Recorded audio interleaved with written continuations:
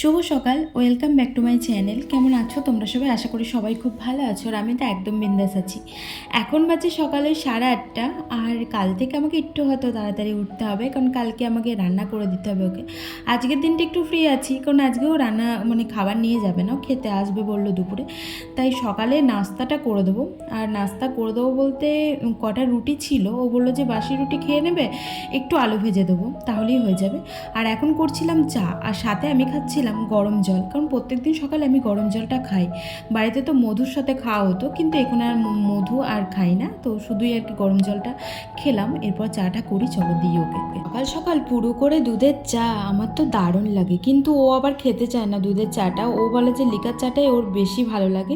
তো কি করব বলো, দুজন মানুষ হলে যা হয়, অনেক কটা মানুষ হলে করতে ভালো লাগে দুটো রকমের, কিন্তু দুজন মানুষ হলে একজনের জন্য আলাদা, আবার আরেকজনও আরেক রকম। তাই ভাবলাম যে আজকের দিনটা না হয় দুধ চা খাই, কালকে না হয় ওকে রচা করে দেবো, আর তারপরের দিন আমি দুধ চা করবো। এরকম আর কি ভাগাভাগি করে আর কি চলবে।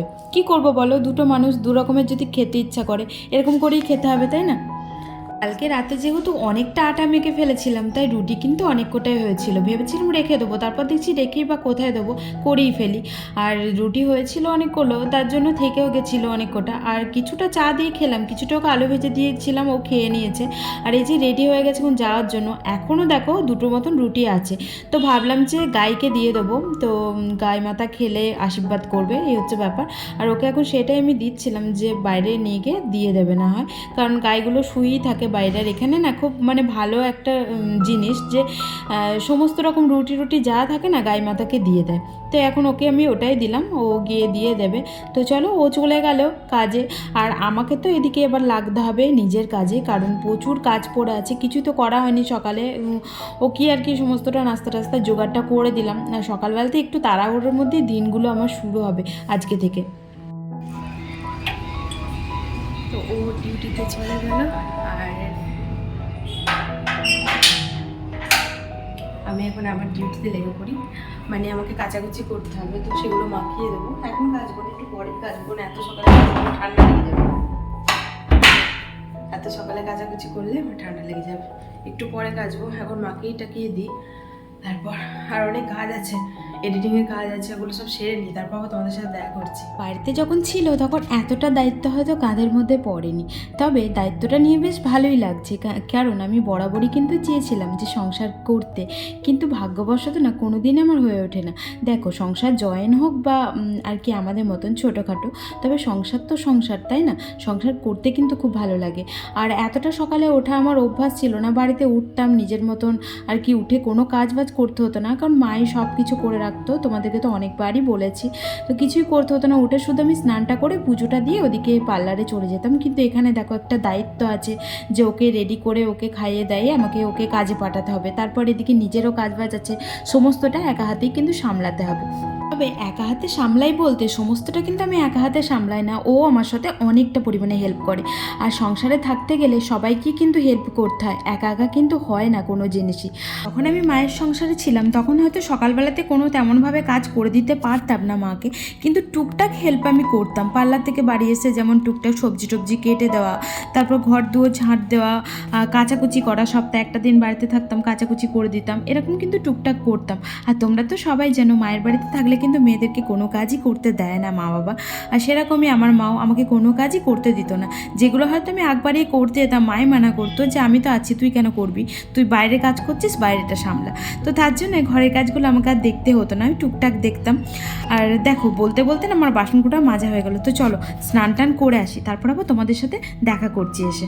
তো স্নান টান করে চলে এসেছি, আর এখন হচ্ছে আলুগুলো ছুলে নেবো। আর আজকে রান্না হবে ফুলকপি দিয়ে, আলু দিয়ে, পেঁপে দিয়ে, ডিম দিয়ে একটা সবজি করবো, একটাই করবো। স্নান টান করে ছাদে গেছিলাম, জামা কাপড় মেলে দিয়ে আসলাম। প্রচুর কাচাকুচি হয়েছে জানো আজকে, এক বালতি।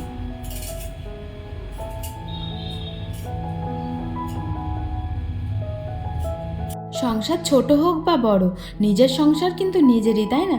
সেখানে কিন্তু কারোর হুকুম চলবে না, তোমার শুধু নিজের হুকুম চলবে। তোমার যেটা নিজের ইচ্ছা করবে সেটা তুমি করবে, যেটা ইচ্ছা করবে না সেটা করবে না। তো আমি বরাবরই না এরকমই চেয়েছিলাম যে ছোট্ট একটা সংসার হবে, ছোট হোক বা বড় একটা সংসার হবে যেটা নিজের মানে পুরোটাই নিজের হবে, কারোর সেখানে হুকুম আদেশ কিচ্ছু চলবে না, সেটা পরের কথাতে পরের আদেশে চলবে না। তো ভগবান দিলে আমি বারবার সেটাই পেয়েছি, কিন্তু হয়তো আমার ভুলের বশতই আমি ধরে রাখতে পারিনি অনেক সময়তেই। কারণ ওই যে তোমাদেরকে আগের ভিডিওতে বলেছিলাম না যে অনেকবারই এরকম আমি সংসার করতে চেয়েছি কোমর বেঁধে একদম, কিন্তু করতে পারিনি। কিছু সমস্যার জন্য আমাকে বাড়ি চলে যেতে হয়েছিল, মা বাবার জন্য মন খারাপ করতো, তারপর ওখানে গিয়েও কিছুদিন থাকতে পারতাম না, ওর জন্য মন খারাপ করতো, আবার এখানে চলে আসতাম। তো এরকম করেই আর কি এই 7টা বছর গেছে।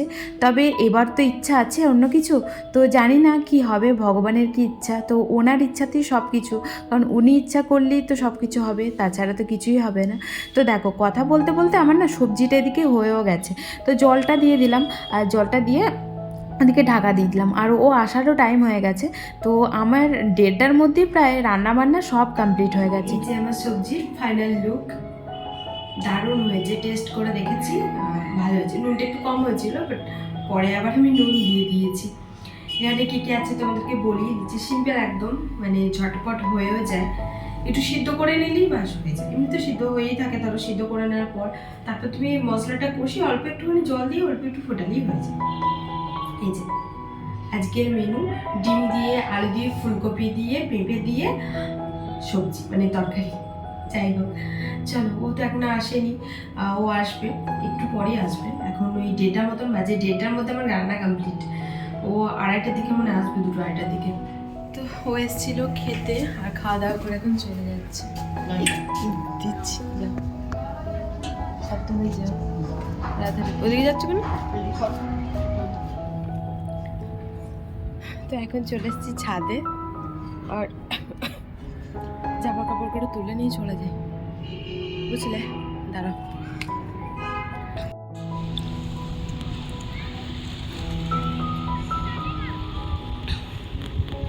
ওই দেখো গণেশ মন্দির।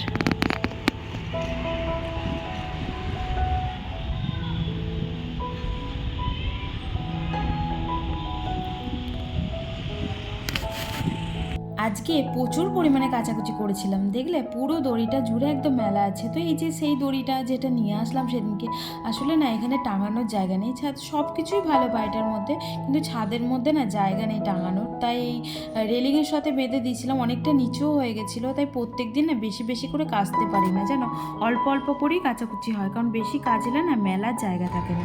তো এই যে জামা কাপড় তোলা কমপ্লিট, চলো যাবো নিচে। গুড ইভিনিং বন্ধুরা। তো দেখো, পাতলা পাড়া চুলে কি বেরুনি এটা বলে, সাগর না কি বেরুনি, ওই বেরুনি অ্যাকচুয়ালি এই বাড়ির, আমরা তো মারাঠি বিল্ডিংয়ে আছি, মানে বিল্ডিংটা হচ্ছে মারাঠিতে, ঠিক আছে? দিয়ে ও অনেক রকম চুলের মানে হেয়ার স্টাইল জানে। তো আমরা যেগুলো অ্যাডভান্স জানি, মানে ধরো আমি তো অ্যাডভান্সের কোর্স করেছি, এবার আমি যেগুলো জানি ওর চুলে সেগুলো করে দিচ্ছিলাম। তো তারপর আমাকে বললো যে তোমাকে আমি সিম্পল কিছু করে দিই, তো আমি বললাম যে সিম্পল কিছু, ওকে অনেক কিছু করে দিয়েছি, যেমন রোজ টোজ অনেক কিছু করে দিলাম। তারপর আমাকে বললো সিম্পল কিছু করে দেবো, ঠিক আছে করে দাও। বাচ্চা পাড়া মেয়ে, 8-9 বছর হবে, যে আমাকে দেখো কি সুন্দর করে দিল, কি ভালো লাগছে না? যেহেতু আমার চুলটা পাতলা, তার জন্য একটুখানি কেমন আজিব আজিব লাগছে, কিন্তু ভালো হয়েছে, দেখো কি সুন্দর হয়েছে, মানে আমার খুব ভালো লেগেছে।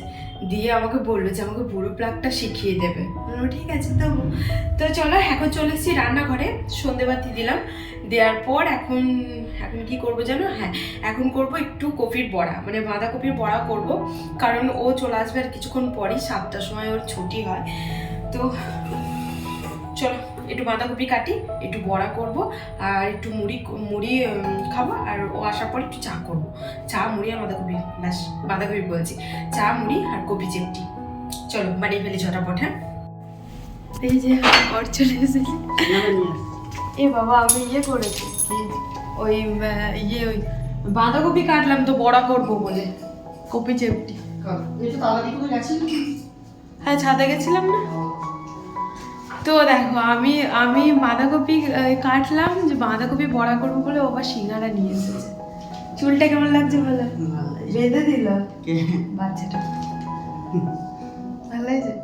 আমার চুল পাতলা বলে কেমন লাগছে? এই যে সিঙ্গারা তাড়াতাড়ি বাড়ি চলে এসছো। 7:30 বাজে, কোনো চিন্তা করছি না, ভালো ফোন করি তারপরে রাজুর সঙ্গে কথা বলছিলাম যে বলছিলাম আর আগে চলে আসতাম। এই যে আমাদের সিঙ্গারা মুড়ি এখন, ওকে বললাম যে চা করবো, ও বললো যে চাও খেয়ে এসেছে যার জন্য আর খাবে না। আর আমার অত নেশা নেই, মানে আছে অল্প স্বল্প আর কি, কিন্তু খেলেও চলে না খেলেও চলে, হচ্ছে ব্যাপার। তো কেমন লাগছে তোমার এত তাড়াতাড়ি বাড়ি এসেও? কিন্তু এত তাড়াতাড়ি আসে না, ও 11:30 ছুটি হয় হ্যাঁ, কিন্তু এখন থেকে তোমরা এই টাইমে ওকে দেখতে পাবা। দেখো আমি খুব খুশি, জানো তুমি আমাকে টাইম দিচ্ছ।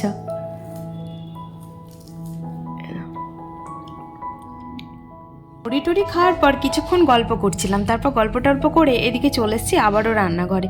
আর রান্নাঘরে এসে এখন কি করা হচ্ছে বলো তো, ওই যে বাঁধাকপিটা সন্ধ্যাবেলাতে কেটে রেখেছিলাম না, সেই বাঁধাকপিটা ধরো রাত পর্যন্ত রাখলে, মানে সকালবেলা যদি করতে যাই তাহলে অনেকটা জল কেটে যাবে, তাই ভাবলাম যে রাত্রিবেলাতেই করে ফেলি।